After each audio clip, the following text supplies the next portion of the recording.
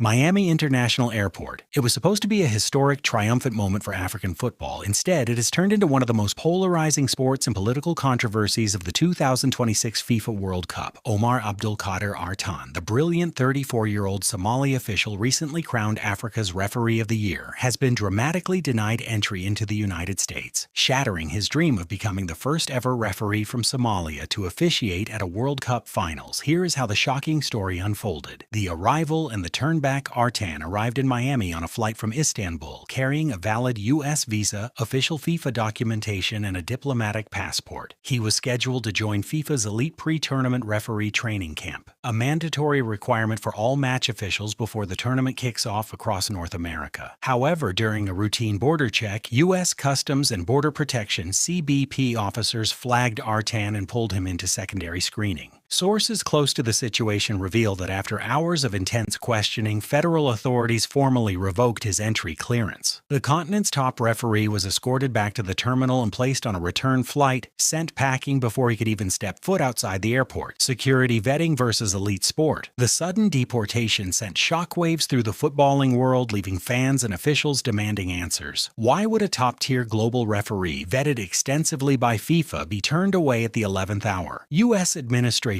sources later stated that the decision was rooted in strict national security and vetting protocols. Somalia is currently subject to heightened travel restrictions and rigid security screening by the United States. Furthermore, a senior government official claimed that border screening uncovered derogatory information, alleging Artan had associations with suspected members of terror groups in the region, specifically pointing toward the militant group Al-Shabaab. No specific evidence has been publicly produced by U.S. authorities, leading human rights groups and sports commentators to heavily criticize the decision as a case of unfair geopolitical profiling. The fallout. FIFA and Mogadishu react. Because FIFA requires all tournament referees to live, train, and study together at their centralized American base, the governing body had no choice but to officially remove Artan from the World Cup roster. In a brief statement, FIFA expressed regret but acknowledged reality. A host government ultimately determines who receives a visa and who is admitted into their country. Back home, the news sparked outrage. Somali Prime Minister Hassan Ali Khairi and high-ranking government officials condemned the move, stating that Artan had earned his place through sheer talent, hard work, professionalism, and integrity.